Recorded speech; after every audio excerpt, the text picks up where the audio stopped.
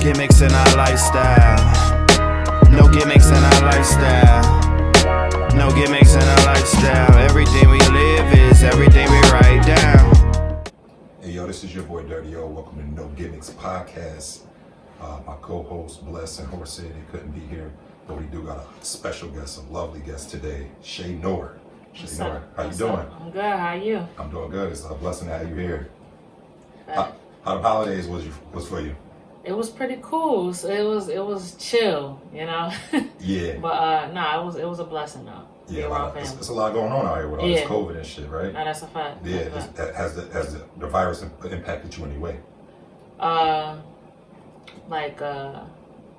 mean, not being able to travel and you know, I have family out that we couldn't be around. You know, for the past couple holidays we've had. You know, we had some family couldn't be around, so that kind of sucked. We usually do like this dinner at my grandma's house every year. Couldn't have that. Where's it at? Is it here in the fall. Oh, so yeah, she here in the fall. So we usually have a dinner with her. Couldn't do that. So it's the first year that it hasn't happened? Yeah, it's the first year. This the first year it hasn't happened. Wow, that's crazy. Yeah, couldn't do that. You know, she older. I don't nobody want to. You know, I've been still traveling a little bit for work. Yeah. Grandma ain't gonna play. You've been traveling. Yeah. So she, you know, and then my sister, she from out of town. She from coming from Albany, and she been traveling Atlanta and stuff. Like, you know, like I don't want to put you at risk. So. Yeah, I know a lot of people like when they know you travel, they be like, yo, stay away from Yeah. So. But I know a lot of people speak on like the negative of the coronavirus, but on my side, you know, I seen a lot of positive too. You know, I think it gave me a lot of time to sit down. That's why I got this podcast going. That's why I've been able to finish more music than I probably finished over the last couple of years. And I think that it's been a lot of pluses. Any positive that came for you in this one? Yeah, I mean, you know, just looking at it from a spiritual standpoint, I definitely grown there because I've had time to sit down and really think and pray and read. I've been reading a lot more during this whole year. I've always been a reader, but I read way more this year than I ever did ever. You got any favorites, like out of the stuff that you read? Of course, like the Four Agreements. I read The Alchemist, which is really good. What else did I read? The Jim Crow book, the new Jim Crow. I'm gonna have to get up on some of these. Yeah, the new Jim Crow was full of.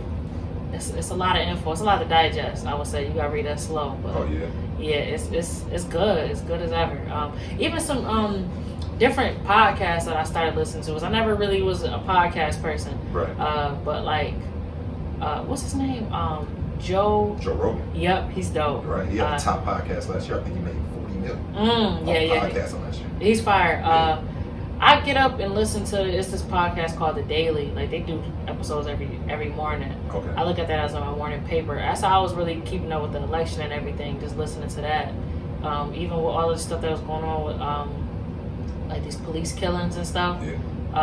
I was keeping up with a lot of that from listening to that podcast because you know they speak on things like that, politics and whatever's going on in the world. They speaking about it on that podcast. So I think it's easier sometimes to follow like a podcast or a personality that you might fuck with to give you that kind of news instead of trying to keep up with it through the actual news sometimes. You know what I'm saying? Yep. But Joe Rogan definitely up there. Gilly the Kid and Mike Tyson got a podcast called Hot Boxing. I never listened. I heard about his. I never listened to it. I never listened to Gilly the Kid either. I just listened to a lot of their interviews, but not their podcast. Right. Yeah. It's definitely getting big, man. Now the first book you named though was that you said Four Agreements? Yeah. Now is that like a self-improvement book? Yeah, it's like a wisdom book. Okay. It is. Yeah, it's like one of them books you gotta go back and keep reading. It's a good book. That's something that I've been into. It's like the self-improvement books, how to successfully manage people. Yeah. You know, just small things like that. Just because I think sometimes I get a little stubborn and cocky at times, and I be wanting things my way instead of like taking the time to understand the other person's perspective in that situation. That book will help you with all of that. Oh, okay. It'll help you said definitely. Four Agreements. Yeah, Four Agreements is by Miguel Dadon. Okay. Miguel Dadon. I want to make sure I tap into that. Right. Yeah. So, that's something else I like to get into. Just any knowledge. It's a short book too. Well, that's good. Yeah, it's short, straight to the point. For the people who ain't heavy readers, it's good to start with a short book. Yeah. Yeah, knowledge, man, it's out there for us. I think our parents, they skipped out on things as far as, putting that knowledge in us through the books and everything. We had to learn life lessons the hard way, take the bumps and bruises. But now I think we all becoming as a race, as people becoming way more smarter and in tune than going and finding the knowledge ourselves. I agree. I think a lot of that is because, like, I mean, I speak for myself. Like, I was more raised off that whole survival thing. So, like tough love. What you mean? Was it love in the house? Was it tough? Yeah, love? it was love. But like I said, like what my mom, she had this whole survival thing. You know, you're a single parent. Yeah. You know, you just looking to get through the day. So that whole intellectual side. Not to say that it wasn't, because it wasn't embedded in me. Because my mom really like pushed me to go to school, but a lot of things I learned outside of the household. If you're speaking from an intellectual side, like reading and even financial literacy, that's not something I learned in the house. It's something I had to learn outside the house. Yeah, credit and shit, like, it's important. I think they would have taught us that earlier. You know, we could at least have 1 foot ahead of the game. I agree. Right. You know, I've always was told, but that wasn't something I was taught in the house, like about credit and stuff. So, like, I'm talking about more of that. Like, growing up, it was always about, you know, paying the bills, just getting through the day, trying to get through the week. Like I said, when you know, you were in a house with a single parent, it's more of like a survival thing. The love is there, but like I said, it's the whole intellectual side is skipped because that's not something that they probably know half the time themselves. And I think maybe sometimes the survival would be so high, you know, the cause of survival would be so high that they actually forget the intellectual side. Because like you said, it's the bills being paid. They focused on that. Yeah, avoiding the eviction notices and shit like that. They focused on that, like, you know what I'm saying? So that's why I don't knock my mother, you know, rest in peace my mother. But, you know, she taught me the tough love, how to survive too. You know, my father wasn't really there. You know, he was like a provider more than a father. So, you know, financially he did his thing, but shooting the football with me, encouraging me to play sports, and he wasn't about none of that shit. You know what I'm saying? So all of that shit I had to learn for myself, or my big brothers, but they only a couple of years older than me, so it was kind of hard to get that big brother feel when you're only like 2 years older than me. I'm like, nigga, you ain't my fucking big brother. Yeah, that's a fact. We're the same age, you know what I'm saying? So I can relate to that. How many kids was in the house? I'm the oldest. It was 5 of us. Oh, for me too. Same thing, 5. Yeah, I'm the oldest on my mom's side. I got brothers, but again, like, I didn't know my dad growing up. I met him when I was older, so it was my siblings from his side. Like, it's 6 of us on his side. I didn't meet them until years later. I'm 26. Altogether?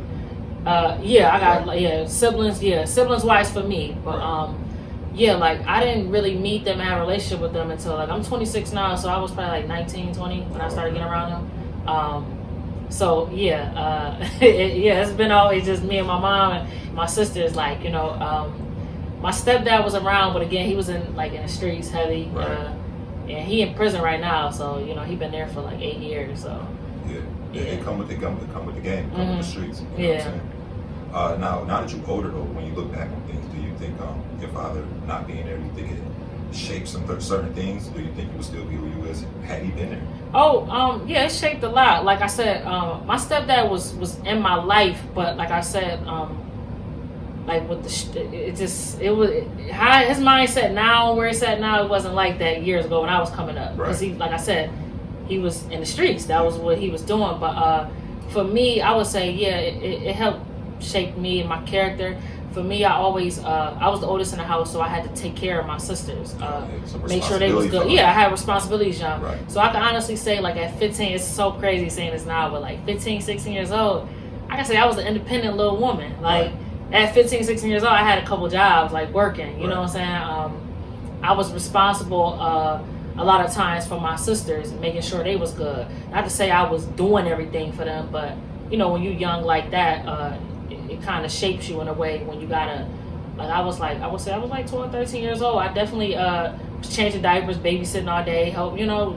That's literally doing everything. I was come to that age. That's literally doing everything. Yeah, I was young, you know, having responsibilities. You know what I'm saying? But it definitely shaped me. It helped. I think it gave me this whole go-getter mindset. Like now, where I'm like, I'm a crazy hustler. Like I always, for me, I always had a little hustle going on where I'm getting some money or I'm figuring something out. I got an innovative mindset. So, I can honestly credit that, you know, that absence of a good father figure role in a house growing up, that helped kind of shape that mindset for me.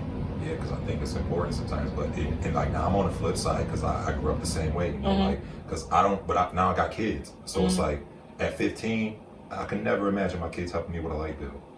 You know what I'm saying? Or even putting that pressure, putting pressure on them like that. But we came from that type of pressure. Oh yeah. And you don't notice it until you grow up and realize, like, damn, it's a couple of years I might have missed out on just being a child because I did have these responsibilities, you know what I mean, ahead of me. Yeah, it's just like for me, like, and I don't, you know, I don't get on my mom about like that because I'm like, you know, she had to do what she had to do. But sometimes I look at it like when you young like that, you shouldn't have to worry about taking care of you. Like, you know, you shouldn't have to worry about doing stuff like that young. Right. You shouldn't. It's a norm though in our community. Yeah. Like that's why it's like a lot of parents. Almost. Yeah, because it's like when kids get like when I get my age, like when I talk to my mom about certain things, she don't be understanding because it's like, but that it's a norm for. It's kind of like a norm for our community, really. Right. Like most girls or you know or kids that young, they have to take care of their siblings, like. And it shouldn't be like that, but because it's such a norm, like when you get older and you start, you know, talking to your parents about it, looking at you like, what did you complain about? Like, right. You all right? So, but nah, that's not how it's supposed to be, though. If they just want you, as long as you breathing, they think you good. Yeah, they think you good, and you know. When I see proper households where you know the kids are staying in the house till they 23, done with college, and then they going out in the world. That's a fact. That's crazy. A lot of them kids, they be staying in the house and they be good. They ain't, you know. They ain't paying no bills. They ain't doing shit. They fucking shit up if anything. Yeah. But they still accept it. So I would love to have my kids raised up under them type of rules instead of the pressure, so they can focus on school. Yeah, they can sports focus or whatever. Yeah, they can focus, do their thing with school, save their money up, get them a house or whatever. Right.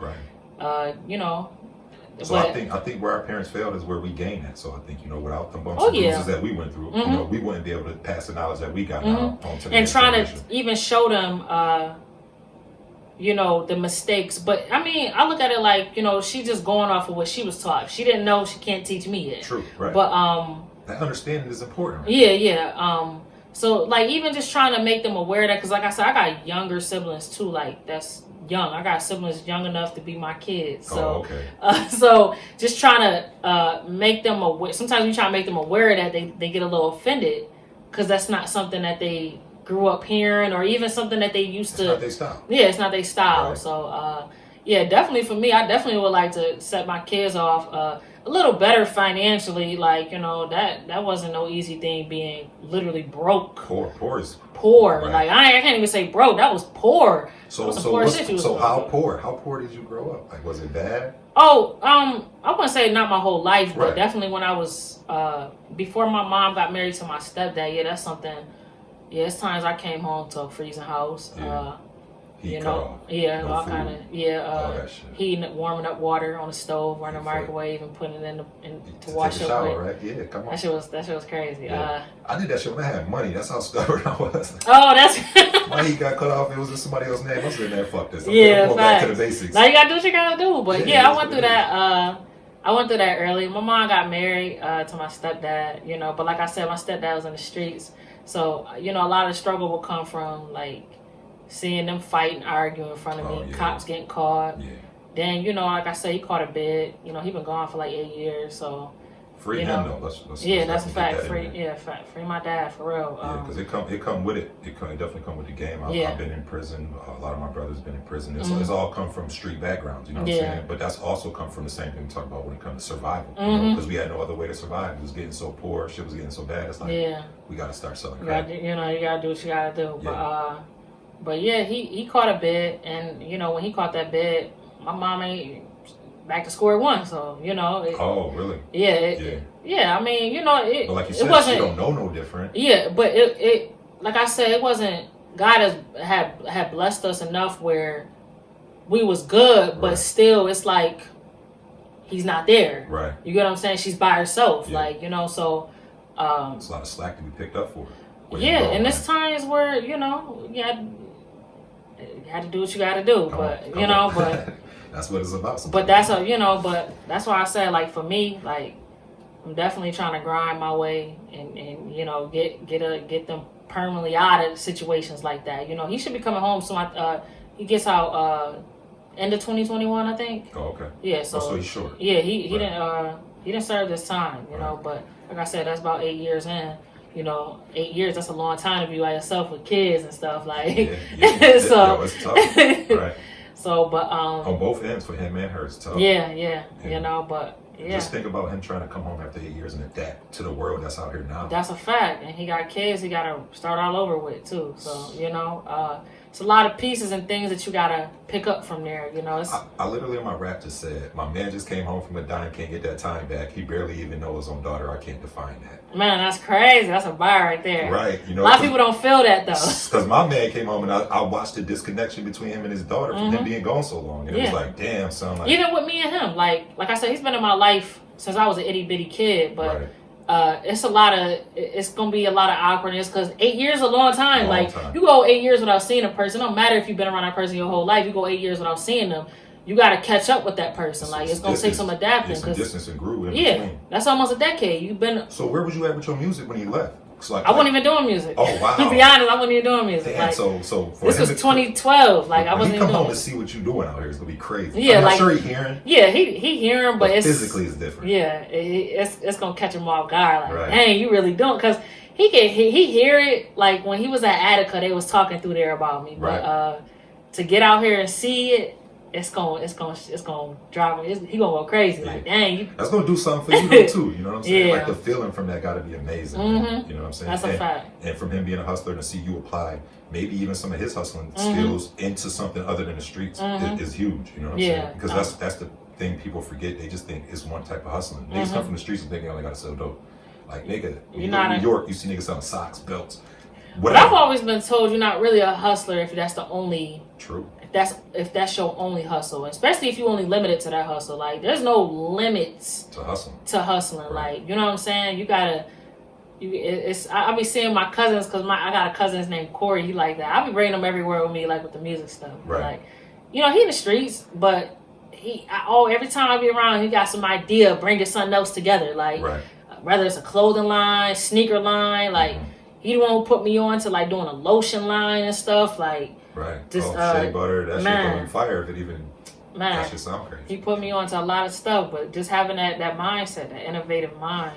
Yeah, it's big, and then I like to give all my credit to music because I'm investing in Hip Hop Weekly, I'm investing in Armadillo Vodka, I did the podcast, I built my own studio, but I wouldn't be doing none of this shit if I never wrote down bars. You know what I'm saying? Like, so the music was the role. Yep, that music is that door. That's how I look at it too. It's and you can just branch off of that. Yep. And build up off the music. You know what I'm saying? That's a fact.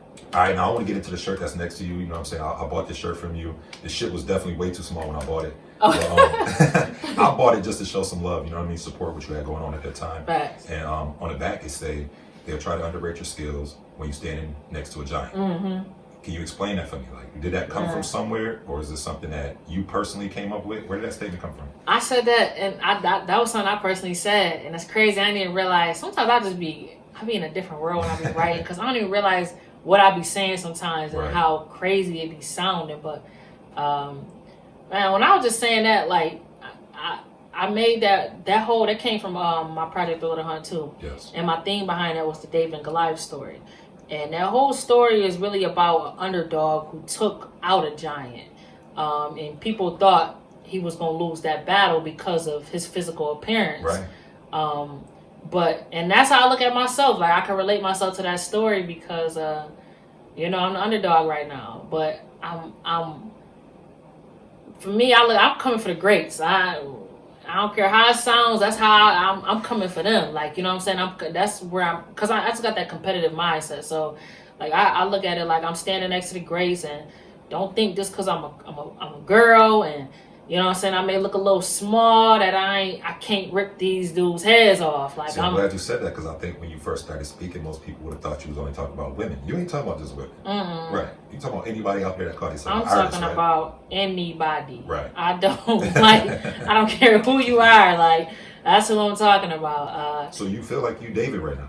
Yeah, I'm David right now. Yeah, I definitely. That's why that was the whole reason. You got your slingshot though. At least I know you got the slingshot now. But shoot, David took out a whole giant with his slingshot. Like, that was crazy. Like, that story deeper than what people think. Like, it's actually one of the most popular stories out the Bible. But it's deeper than what people think. Like, they don't even realize like you could apply that. You know what I'm saying? If you got that mindset though. I mean, David had that mindset. You know, to beat that giant. So. Yeah, it's almost like a outwork people type of thing. You know what I'm saying? And outsmarting people too. Right, because everybody don't gotta have the talent. I know some niggas that was super nice at basketball, but they never practiced. They never went to the court. So that shit gonna fade, and it's gonna be a nigga that you thought you was better than that's working every day and he gonna surpass you. In your mind, you might think like, how the fuck did that happen when I'm not? Because he putting that work in. Right, because it's bigger than just the talent. And that mindset you got is gonna definitely it's gonna be serious. Niggas got a problem on their hands.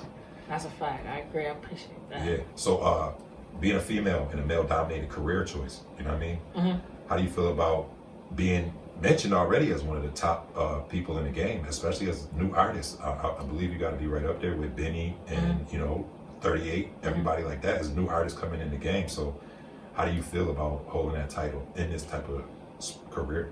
It's dope to me. I'm not gonna lie. I thought it would have took me a little longer to get that mention, but it's dope. I know I'm doing something right. I'm putting that work in. I should say I'm consistent. This year alone, I put out 3 projects. In the past year and a half, I've heard 5 projects from me. So, it makes me feel like I'm doing something right. I'm on the right path, and with every project, every drop I do, it's gonna be a level up from the last one. So, I'm just always about, like I said, that mindset. Just outsmarting people and just staying a level above. For me as a woman, it's a little harder for us, and I keep on saying this, but it's a little harder for women because we get slighted because we're women. Yeah. Especially when you're standing next to men, you always gonna get a little slighted. I see it all the time. But I think like they only want like one female in the game. Yeah, feeling like that sometimes, which is weird. Yeah, or when you got somebody else that's coming in the game, a woman that raps nice, got pinning us up against each other. But but I don't let it get to me because like most of what I've been seeing lately, how they've been trying to pin me up against certain women, I be like, whether y'all know it or not, I actually speak to these women on a regular basis, right. Most of them that y'all pinning me up against. So, but I mean that just comes with the game, like you know what I'm saying. You in the conversation, so right. They gon' that's what hip hop is about. I remember being younger, I used to always say, we used to always have debates about top 5s and stuff, right? And you say your top 5, and then you argue why your top 5 better than the other person's top 5 or whatever. Like that just comes with hip hop, but. Yeah, for women, we definitely gotta work harder. So that's why I always say I be trying to just outsmart people sometimes too.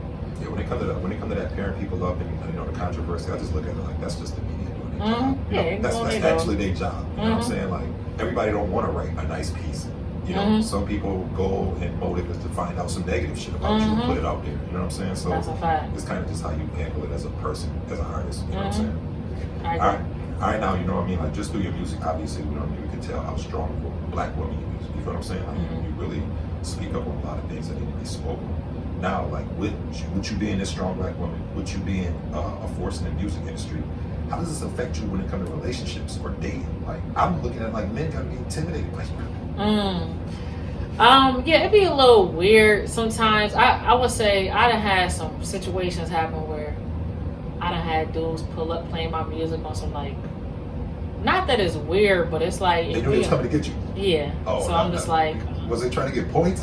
Like, yeah, I guess I don't know. Yeah, that seemed weird though. Or asking me like the date for like an interview, where I'm like, why are you asking me these questions? Like asking me questions about other dudes. Like I'm like, yeah, this is. So it get weird. Yeah, it do get weird, but I'm actually right now like I'm in a solid space dating right now. I'm actually happy.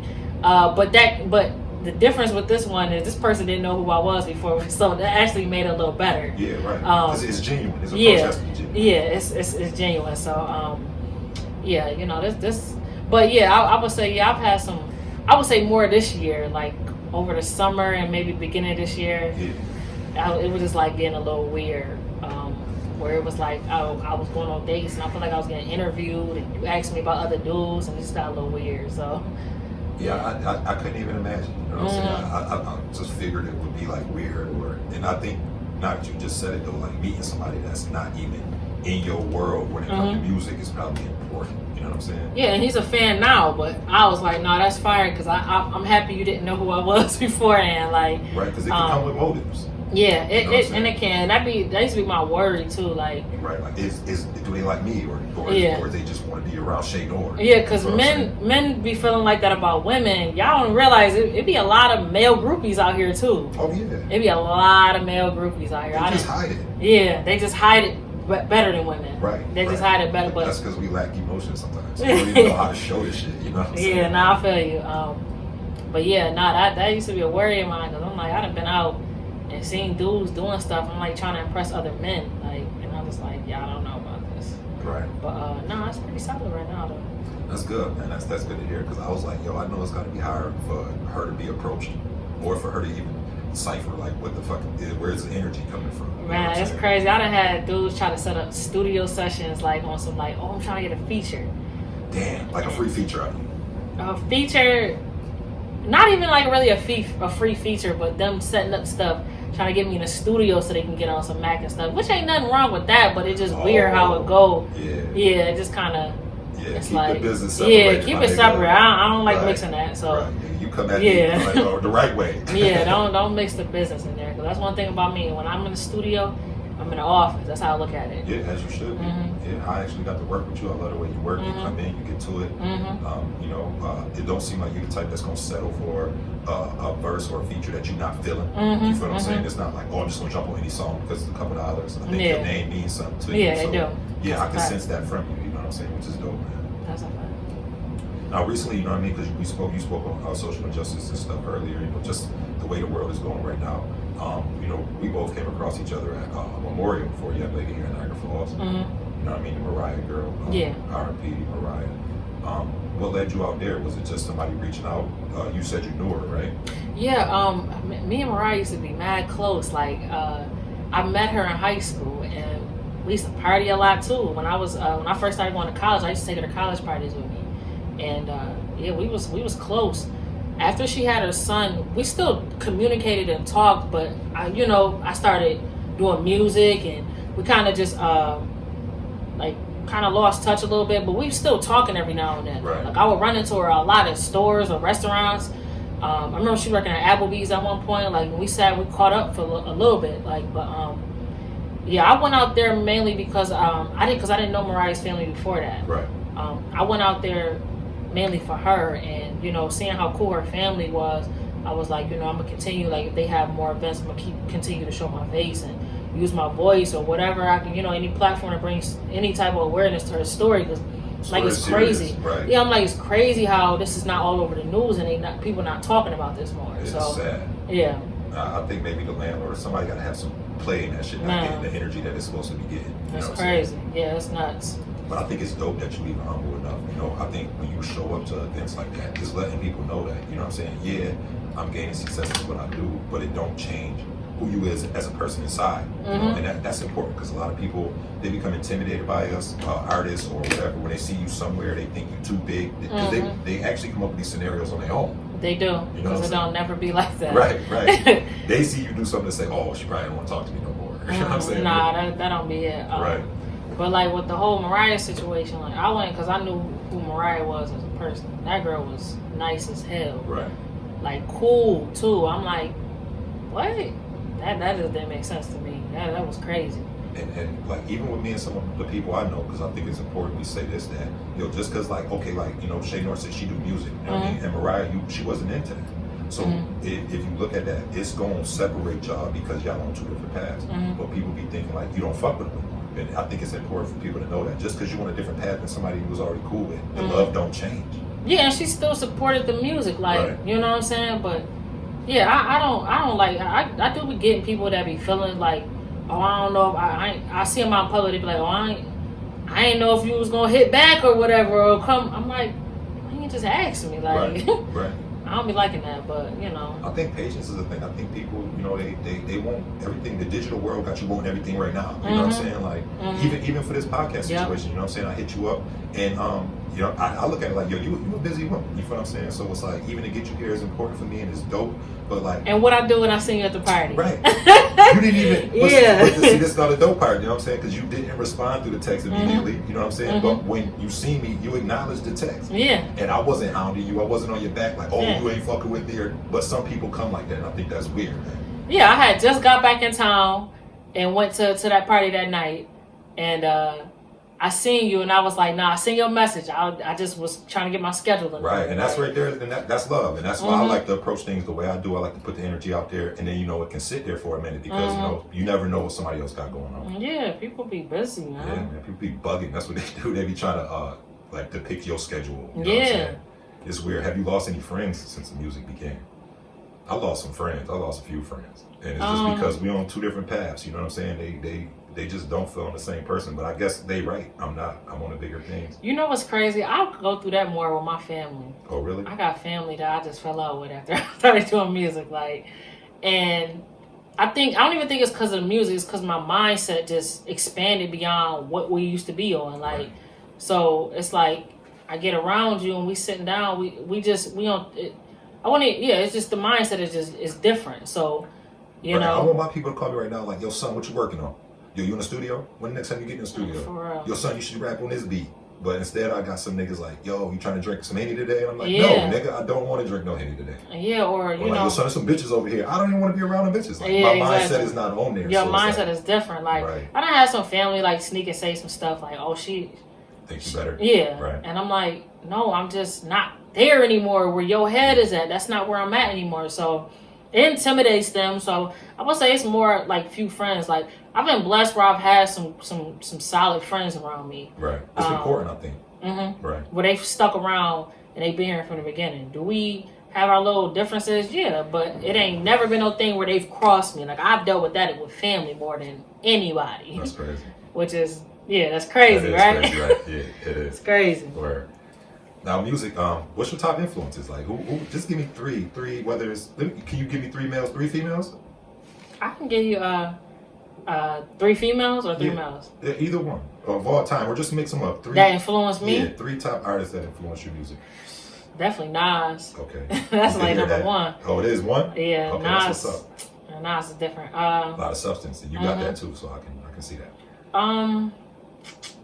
Cause it's not a lot. Like Nas. I don't want to say the regular. I mean, I would definitely put Rhapsody in there. Right. I remember when I got onto Rhapsody late. I didn't start listening to her until I got to college. Like when I was going above state, I was around a lot of people that listened to the and that's another thing too. Like when I got to college, I got around people that was like hip hop purist heads type people. Right. Cause like I said, I grew up mostly listening to like the Jay-Z's, DMX, Nas's.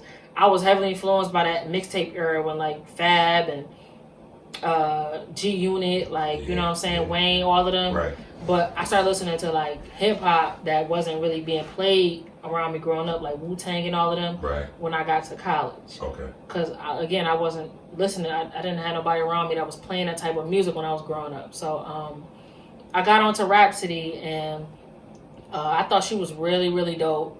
And then who else? Can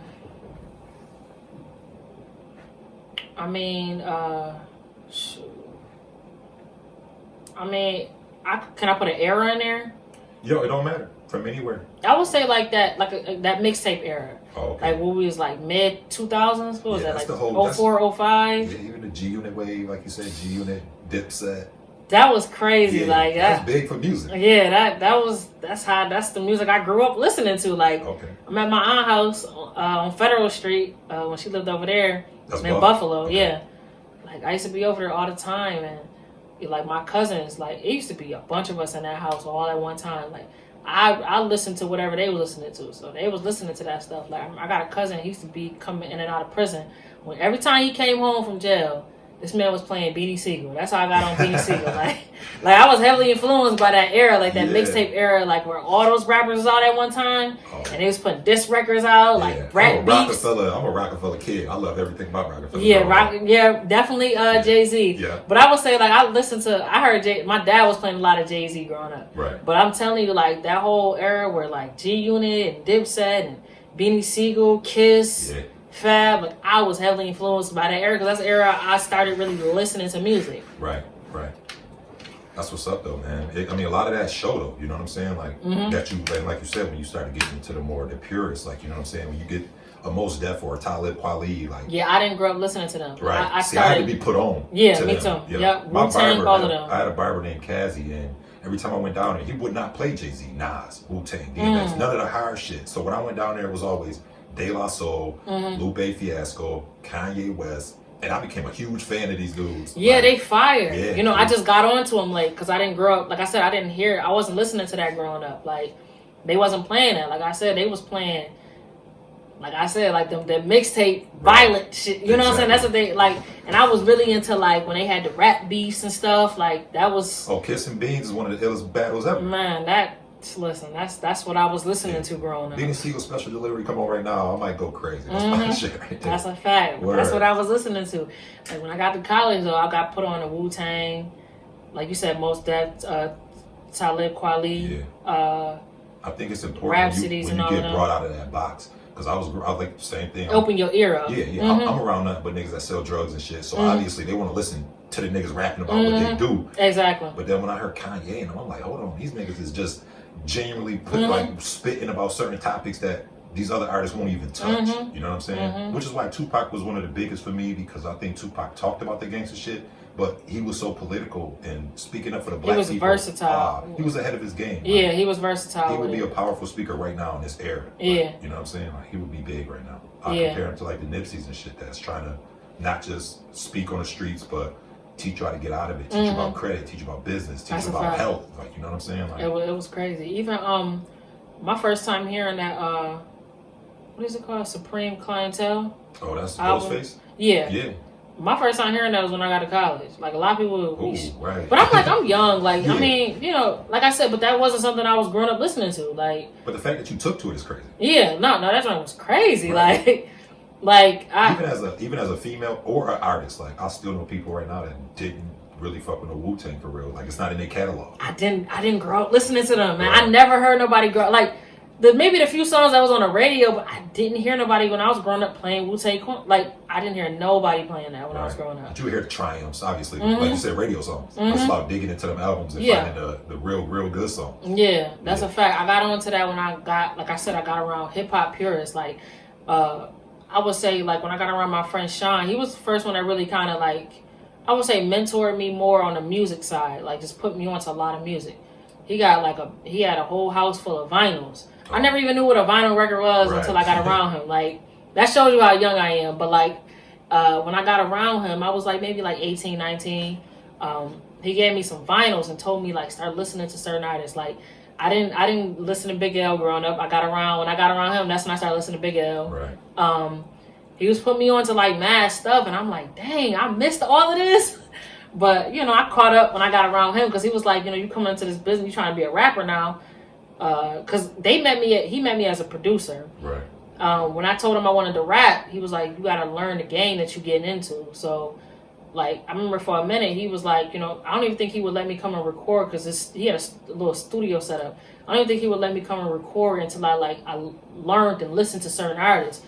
He was like, you got to open your ear up. And kind of put you through a test. Yeah. That's good. That's dope. I wish somebody did that shit for me, man. Nah, that was dope. I had to do it myself, but I think that's dope that he actually had you study the game, you know. He put me onto a lot. That made me think of J. Cole, because I know J. Cole always speak about how he studied, you know what I'm saying? Not only the business, but these artists and cadences, and, you know, just to build up who he is right now as an artist. Yep, and he definitely put me on to all of that. Like, I remember he put me on to, like, the one Freddie Gibbs album. What is it called? Pinata, with Madlib. Now, that's regarded like an underground cult classic. Right. But I remember the first time he put me on to it, I didn't like it at first. But I went back and listened again, and I'm like, no, I know why he trying to put me, like, just open my ears up. Like, that album is like a whole different sound. And if it wasn't for him, I probably would have never listened to that type of music, you know? Because, like I said, I grew up listening to the hard shit. Right. Like, that's what they was playing around me. Right. So, yeah, like, you know, when I got around, like, them hip-hop purist people and stuff, they put me on, they opened my ear up. I think that trendsetter music is important, you know what I mean? Like, to Travis Scott, Kanye West, A.O. to Heartbreak, you know, just, like, to go out there and boldly try to make some shit that ain't even the sound that's in. Yeah. That's risky and it's tough, right? It's risky. But like you said, for you to, for you to observe it and listen to it and apply it, you know, it just stick with you as an artist. It do. Now, females, because I know, you know, females, I don't know, it's weird because, you know, you got MC Lights, you got Rhapsody, you got people like that, you know what I'm saying? But it don't seem like they get the light that like a Little Kim or Meg or Cardi or Nicki, like, you know what I'm saying? So do you think that it's harder for the female to break through in your aspect, or how you trying to as a pure artist and not selling the sex to it? Yeah, I think it is because it wouldn't be like that if sex wasn't like a foundation for women. coming into the game. Yeah, right. Because when did that start? That started with Kim first. Yeah. Kim went big with it. Yeah, and a lot of people followed. That set the foundation. Yeah. Like, so from now on, they didn't want to hear, with the exception of Lauren, like she was just was different. She was out of this world. Exactly. But yeah, that set the foundation. Like, she found some success. She was the first female rapper to go platinum, right? So after that, they was like, "Oh, that's what we want from now on." Right. Like, so that set it right there, But and trying to bring that back to that whole, because Lauryn Hill is the most successful female rapper that didn't have to go that lane. Right. I don't think there's been a female rapper like that. Covered up. Yeah, you know what I'm saying? She did. Like, I don't even think Rhapsody has never even got to that point. So, trying to get it back to that's a difficult thing to do. But I mean, Lauryn Hill had the music to back it up too, so I think that plays a part. Right. Miseducation is that's my top 3 album of all time. Lauryn Hill. Miseducation. Yeah. So, but yeah, it's harder. Like, but for me, I just try to speak through my music. Like, I feel like, I don't know. And then we in a social media era too. So, like, I don't know. I just try to keep speaking through my music. If it's meant for me to pop off, it'll happen. But I'm all about creating lanes too, because I'm the first female to rap and produce at the same time. So, I'm just about creating lanes. Even if I'm not the biggest one with it, it inspires somebody else. So, You be the foundation. Yeah. You are the foundation. Yeah, exactly. You know what I'm saying? Right. So, but and that's dope though that you even is willing to accept that role to Yeah. be the foundation, to watch somebody else take it and run with it and do bigger than you. Yeah, because it's always about, like, for me, I never really cared about being the most famous rapper. That's Like, cool. That's what's it's always been about, I mean, I want to definitely leave my influence here, but it's always been about money for me. Yeah. that's money, and then creating platforms off of what I have now. Right.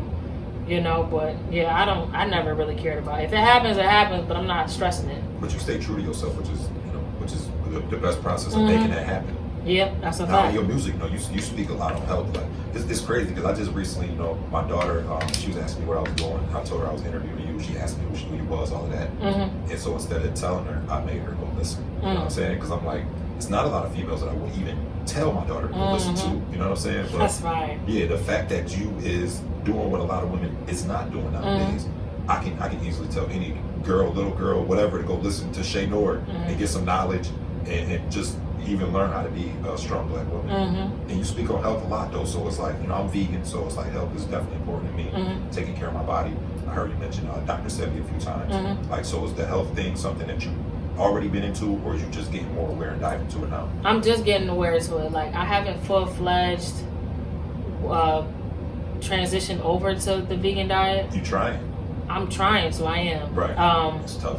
But yeah, it's something I'm recently then kind of came up on, as far as like the health thing, and but again, my mom at one point started lean, because I remember at one point she just stopped cooking certain foods, right, and just started substituting things out for like healthier options.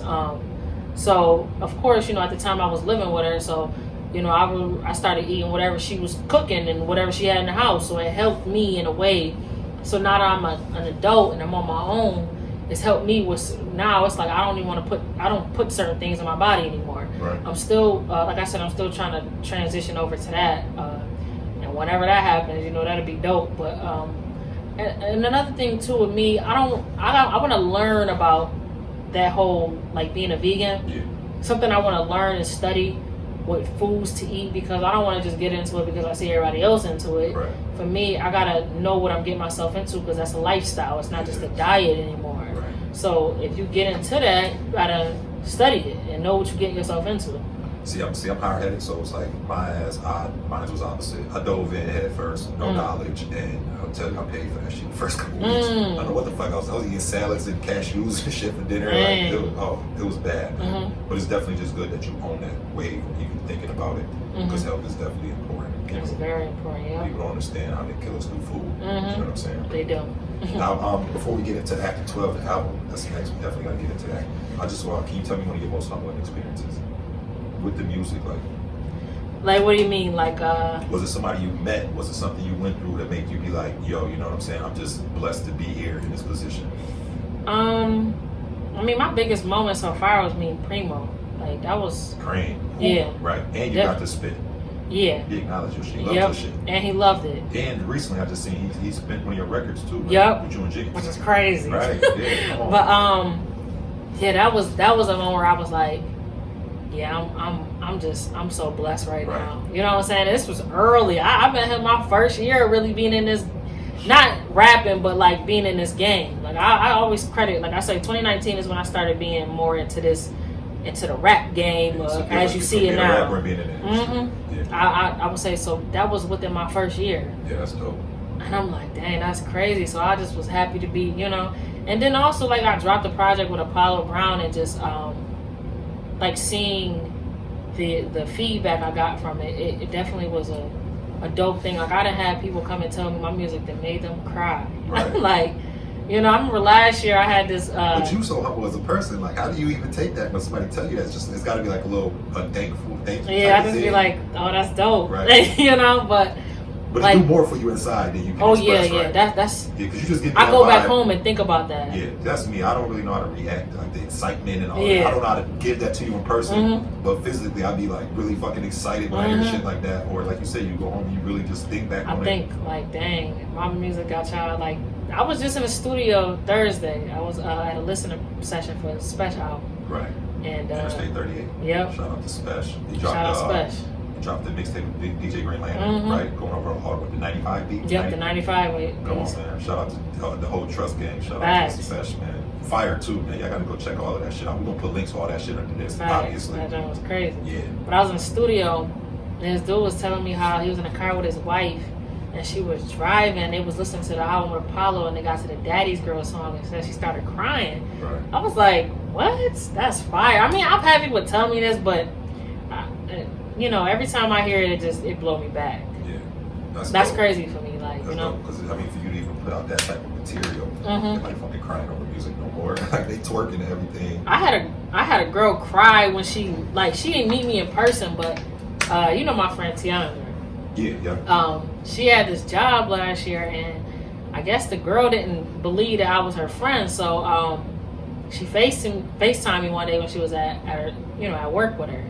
And the girl sent me on the phone. She started crying. Damn. I was like, wow, this is crazy. Right. It lets you know you're doing what you're supposed to be doing. You know what I'm saying? Because that influence is there. Yeah, you're not gonna get those type of reactions. You just taking this shit as a joke. You know what I'm saying? That's a fact. So let's dive in, man. After 12, man, was a dope ass project. Self-produced the whole thing, right? Yep. Damn. So, what made you want to do this? Was it something you always had planned, or did you just like, as you was getting into this game, you realized this was the opportunity for you to actually just pull the trigger and make this happen? Yeah, I've been trying to put out a self-produced joint for like a year and a half. When I met Spesh in 2018, I had showed him some beats, and one of the beats that I showed him was the Hunger Games beat that me and him and Ransom rapped over. Yeah. I mean, that beat is old, because I had my homies rap over that beat years ago too when they was rappers, but I showed Spesh that beat, and he like went crazy. And he was telling me to hold on to it. It's a couple beats I showed him. He was like, hold on to it because they're not gonna appreciate it right now. Right. So at the time, like when I was working on Juno, I was thinking about doing like a self-produced joint, but it just wasn't the right time. And then like Apollo reached out, he wanted to work, so I was like, I really put my focus on just really rapping. And I even felt bad for him even making beats.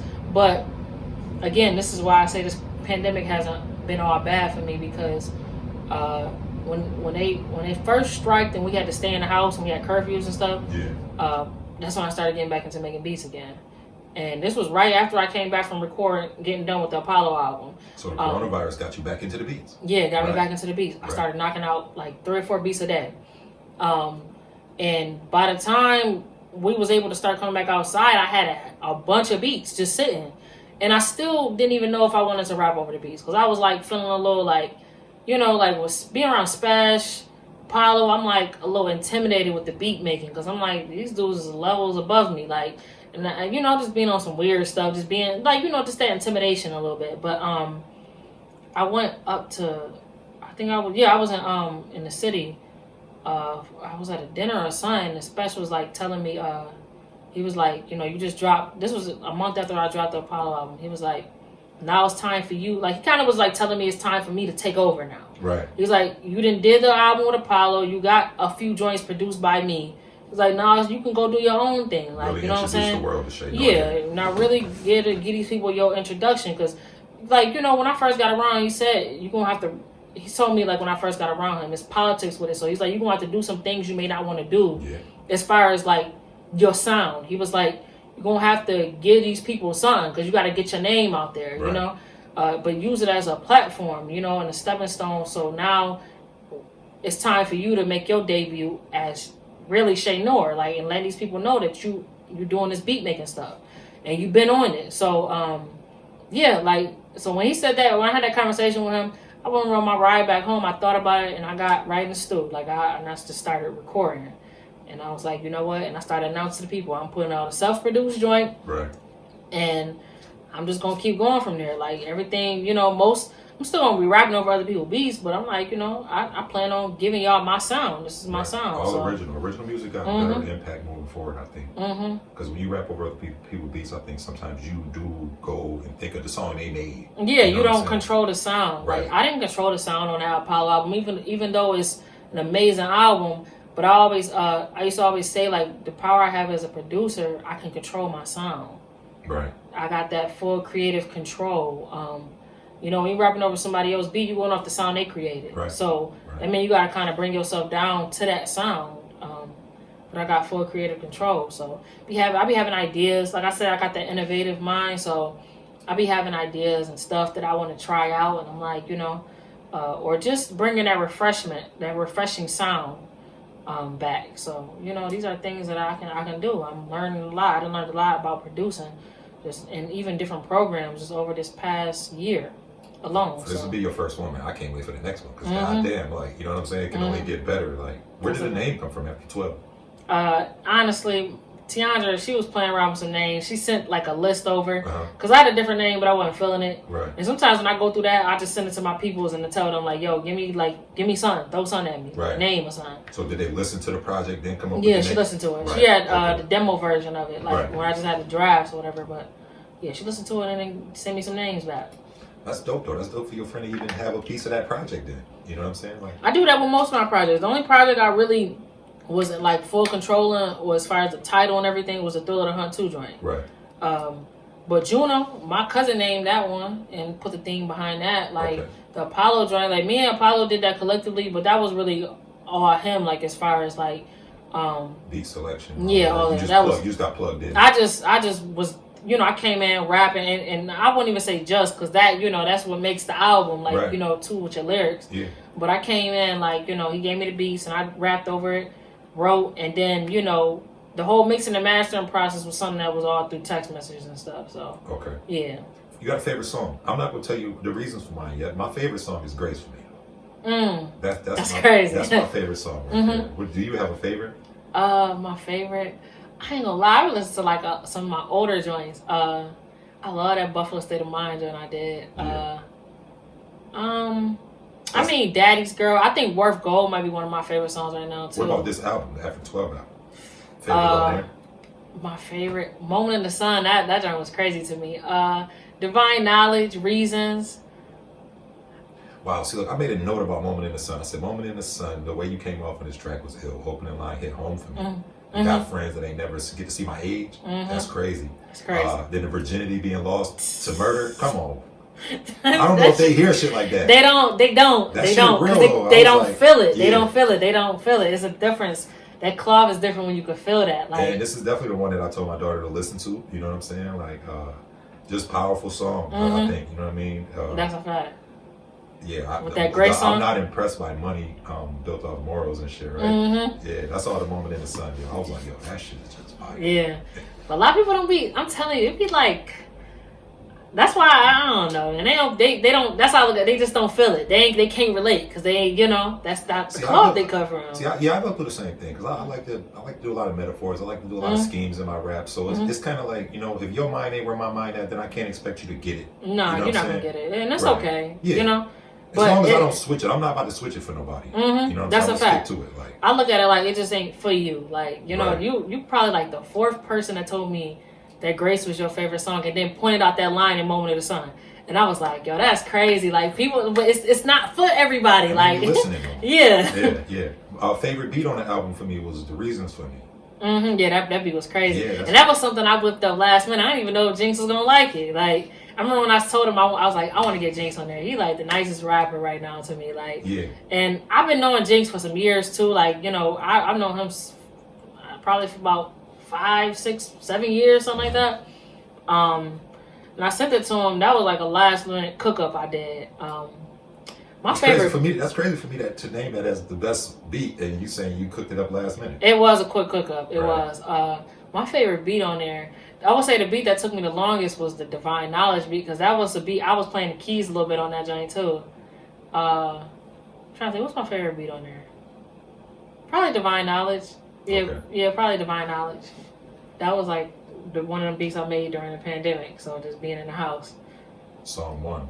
I don't got all the titles. Song 1 was what? Was that just the intro? Mm-hmm. Right. I could take a nap. The bitches still want to catch up, right? Mm-hmm. Yeah. Yep. Fire, man. And then the way you switch your flow up, I think maybe at the end of that song, Mm-hmm. when you started speeding it up a little bit, Mhm. and just to feed me in mind, I'm going that shit. Yeah. Yo, that's Crazy. Yeah. It's crazy, like, yeah, you know, just getting comfortable, you know. I didn't know, I was a little nervous with, like, rapping over my beats, because I remember they used to be my issue when I first started doing it, like, not knowing how to rap over my own beats, which is so weird, but I think most rappers who are producers go through that. But you just be, like, a little kind of turned off by rapping over, not turned off, but just be a little hesitant, like, rapping over my beat, like, you know what I'm saying? So for me, trying to get used to that, I was so used to rapping over either special beats or beats that was being sent to me. I remember at one point, like halfway through, I was telling my homie, I was like, I think I'm gonna go snatch some beats from some other producers and put them on there. He was like, no, just do it yourself. Like, cause I just was like, I don't know, like I was getting like a little intimidated a little bit. I didn't know what the response was gonna be. Like, that's a whole another, that's like when you producing, you know, you gotta count that the producer is the artist as well. So that's a whole other introduction that you gotta give to people. I've been working hard, giving my introduction and showing people my rapping side, but now I gotta get into this producing side too. Right.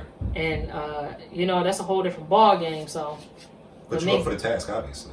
oh yeah. Right. I don't be caring about none of that. I get out my feelings, take me a good few minutes, I'm out, I'm good now. See, that self-knowledge is important, man. This is why you motherfuckers start reading these books and shit, man. Mhm. Start figuring yourself out, man. Mhm. So you know how much time you need to get over something or That's a whatever it fact. is. That's a fact. Now, song 2, I know you said, I pray for wisdom way more than I pray for money, because that's the only thing these crackers can take from me. Mm-hmm. Right? Things like this, is these things you see and come up with these lines, or do you think like these shits is just like as in the moment when you're writing? So sometimes a lot of my bars come from conversations that I've Okay. had, just talking to Right. people. And I think that was one of them bars where it was just a conversation I was having, and I just turned it to a bar. This got Mussolini on it, right? On that track 2. From that bar that you said? Yeah. That was the Hunger Games one. Oh, With okay. me, Special Ransom. Okay, yeah. Yeah. All right. The next song, 3, is having Mussolini on it, right? What song was Mussolini on? That was the intro. That was the cruise control one. Okay. Yeah, man, I just think the whole shit is dope, man. In the beginning of Grace, is that when you said, because people forget money can't hide the fact they corny? Is that what you said? That was on Reasons. Oh, that was Reasons? Yeah, that was Reasons. Yeah. People need to hear that shit. Nah, that's a fact. You know, a lot of motherfuckers get some money and they just think like it's a rap, they lit. Yeah, you just corny with money. That's really all it is. Yeah. Word. Now is both of your grannies here? Did you mention one of your grannies passing? Yeah, my grandma from my dad's side, she passed away right at the end of the year last year. Oh, okay. Yeah. Yeah, and then now we spoke on family a little bit earlier, you know what I'm saying, as far as, falling out with people and everything like that. Mm. Do any added pressure from the family come with you being in this position? Like, do they expect more from you? Do they think, Che Noir should be the one I'm calling for this PlayStation 5? Like, is they on that time with you, or do you think it hasn't got there? I've been feeling a little this year. More of like, okay, family owing you money, and they look at it like, well, you Che Noir, you good? You got it, so they don't got to pay it back. Yeah. Yeah. I get some family that reach out to me and ask me, like in they little way, their own way for some money. Right. But it ain't out of control though, because I mean, I set boundaries with people. I was like, about to say, you got your ways of control that, right? You know, I do set boundaries, but yeah, like, you know, I've dealt with that a little bit. Like, you know, it's not crazy though. I ain't gonna sit here and say it's out of control, you know. Right. But I don't think nobody really, you know, I don't think nobody gonna really do that, go out of control with that. I set boundaries, you know, so. Yeah, because sometimes you gotta get me. You gotta get ugly. You feel what I'm saying? People don't understand that, especially in this game. Like, you know what I'm saying? Mm-hmm. So now, 7 songs on the CD, right? Is this gonna be like a lot of albums now? Is kind of like in this realm right here, where it's like 30 minutes. You know, is that the realm you're gonna stay in? You following this up with the Essence, right? Nah. No? Yeah. I mean, I'm gonna keep putting music out, but the Essence, that's one of them things I gotta take my time with. Oh, okay. Is that the next big one you got coming on? That's gonna be my debut solo. Like, you know, that's gonna be my debut. You did speak on this at the end of the album, right? Right. That's gonna be like my debut. Okay, yeah, that's definitely dope. Yeah, kind of like what Nipsey did with Victory Lap. Like, Nipsey promoted Victory Lap for like 5 years. Right. You know, and just putting out projects. You know, so just doing that one. Just staying consistent. Yeah, that's definitely important when you're doing this music. I'm looking forward to that. So you're saying that they could probably expect something in between there, just new music, not. Oh yeah, you're gonna get new music. I'm gonna put out 4 albums too in the process. Oh, like, you ain't gonna just, you know, this was like just a little short because I put out 2 other projects and. Like, so you know, a year and a half. Yeah. Right. It's your 3rd. But for this year, 2020 alone, like I put out 2 like big projects. Where they had music on there, and then I've been doing like mad features and stuff. So I was like, you know, I'm just gonna keep it a little small, short. You know, I don't want to give them too much. Like the Apollo album was 14 songs. Like I don't want to give y'all 10 more songs, and then you know what I'm saying, y'all miss everything I say in there. So, but yeah, next year I plan on dropping another full album, EPs. You know, me, Special and Ransom working on doing an album together. So, you know. And it's crazy because I wrote like before I wrote some of these questions down to ask you, right? I wrote them before I listened to the album. Then when I listened to the album, I kind of had to answer some of my own questions and almost like listening to the album. I wanted to know, did you reach your full potential as an artist? Like I think most of the time, that's one question. Now, most of the time I think you come off pretty relaxed when you spit in. It's more of a, but I think at the end of Grace is where I see more of an aggressive flow from you. You know what I'm saying? Like, is more of that coming or yeah. Oh yeah, I'm switching. Like I plan on, like for me, I sit back and always listen to my music and see where I can improve at, or not even really improve, just take it a level up. And you definitely gonna hear some super dope, just different side of me coming, you know, up for more of these next projects. Definitely gonna get more in that bag. So, right. Yeah. So obviously the potential is nowhere near reached. Right. Nah. A lot more to come. A lot more. Yeah, definitely, man. Well, yo, man, you know, this is No Gimmicks podcast, man. We want to shout out Che Noir. We want to appreciate her, you know, for coming through, especially during these times. You know what I'm saying? Definitely appreciate it. Let them know where they can find you. So I appreciate you having me here. So you can find me on Twitter, Instagram, Che_Noir, CHE_NOIR. Yeah, y'all go stream all the motherfucking CDs, man. You know what I mean? Thrill of the Hunt. You said you got Juno. I got Thrill of the Hunt 2, Juno, As God Intended, and After 12. Come on, man. We're working harder than that. I don't know no females working harder than that. I don't even know some of these niggas working harder than that. She outworking me. I'm about to go straight into the studio after this because I got to step my shit up. But yo, it was definitely a pleasure having you. Man, I can't wait to get this out for the people to check this out, man. I think we really touched on a lot of things. And man, thanks for having you, Che. Appreciate you having me. No doubt. No gimmicks in our lifestyle. No gimmicks in our lifestyle. No gimmicks in our lifestyle. Everything we live is everything we write down. No gimmicks in our lifestyle. No gimmicks in our lifestyle. No gimmicks in our lifestyle. Everything we live is everything we write down.